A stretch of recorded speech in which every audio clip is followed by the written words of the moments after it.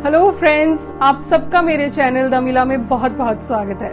दोस्तों, हम सब बहादुर बनना चाहते हैं, कोई भी डरपोक नहीं रहना चाहता है, लेकिन बहादुर बनना बहुत ही मुश्किल काम लगता है। पर ऐसा नहीं है। बहादुर बनने के लिए क्या करना होगा, जानने के लिए वीडियो को एंड तक जरूर देखें।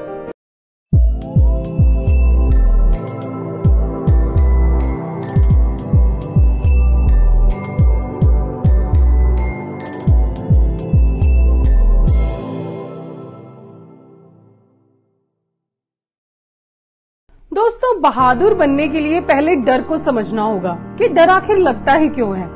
तो दोस्तों, डर एक बहुत ही बेसिक ह्यूमन इमोशन है जो हमारे सर्वाइवल के लिए बहुत ही जरूरी है। इसलिए हर कोई डरता है, चाहे कोई कितना भी कहे कि मुझे डर नहीं लगता है, लेकिन थोड़ा बहुत डर सबको लगता है। हाँ, कोई आग से डरता है, कोई पानी से डरता है, तो कोई व्रत के टूट जाने से भी डरता है, या फिर कई बार लोग मंत्रों के गलत उच्चारण से भी डर जाते हैं। मैंने देखा है ऐसे कुछ लोगों को। तो इन शॉर्ट, हम सब डरते हैं। थोड़ा बहुत डर बिल्कुल नेचुरल नॉर्मल चीज है। So there should be no shame around fear. डर कोई बुरी चीज नहीं है, पहले तो इस थिंकिंग को हटाना होगा। तो डर से डरने की बिल्कुल भी जरूरत नहीं है, उसे बिल्कुल नॉर्मली एक्सेप्ट करने की जरूरत है। क्योंकि जब आप उसे नॉर्मली एक्सेप्ट कर लेते हैं, तब उसके बाद आप उसकी रिस्पेक्ट भी कर पाते हैं। जैसे अपने बाकी इमोशंस की आप रिस्पेक्ट करते हैं, वैसे ही अपने डर की भी रिस्पेक्ट करते हैं। और ऐसा करने से क्या होता है, ये आपको रिस्पेक्ट करने के बाद समझ भी आएगा।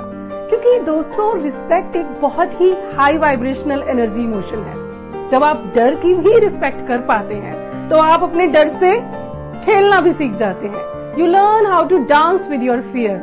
जे शेट्टी अपनी किताब थिंक लाइक अ मॉन्क में बताते हैं कि जब कोई काम आपको डरा रहा हो, तो उसे करने से पहले आप कंसीक्वेंसेस सोचें, और अगर वो कंसीक्वेंसेस वर्स्ट नहीं है, then go ahead, you can do it.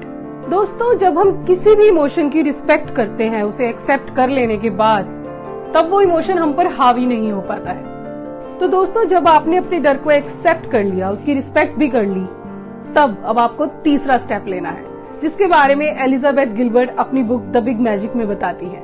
तो गिलबर्ट बताती हैं कि आप अपने डर को अपनी गाड़ी की बैक सीट पर बिठा कर रखिए। यानी अगर आपकी जिंदगी एक गाड़ी है और आप ड्राइवर हैं, तो उसे साथ की सीट पर बिठा कर रखने की जरूरत नहीं है, वरना डर हावी होकर खुद ड्राइविंग करना चाहेगा। और उसे थोड़ा पीछे ही रहने दीजिए। क्योंकि ओशो कहते हैं कि बहादुर और डरपोक में केवल एक ही फर्क है। दोनों को डर लगता है, लेकिन डरपोक डरता है इसलिए नहीं करता है, और बहादुर डरता है फिर भी करता है। तो इन शॉर्ट, डरते डरते भी वो काम कर दीजिए जो आपको करना चाहिए। अब एंड में सबसे इम्पोर्टेंट बात, इतना काम क्यों करें? अपने डर से जीतने की कोशिश आखिर क्यों करें? क्या मिलेगा? इसका जवाब मैं आपको देती हूँ famous baseball player Trevor Regan के शब्दों में, that your fears are your opportunities. यानी कि जिन चीजों से आप डर रहे हैं, वहीं मौके छुपे हैं, अवसर छुपे हैं ग्रो करने के, कुछ पाने के।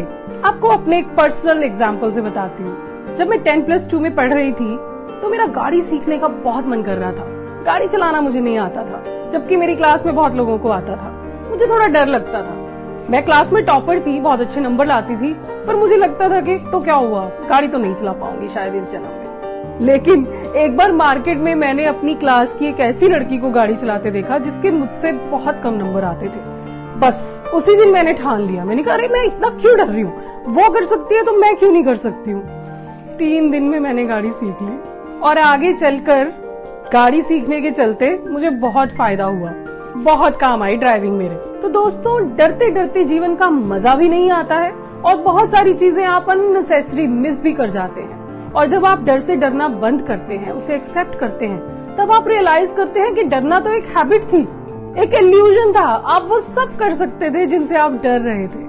सो इसलिए दोस्तों, डर को पीछे छोड़कर, डर के आगे जीत है को आगे रखकर बस बहादुर बने रहे।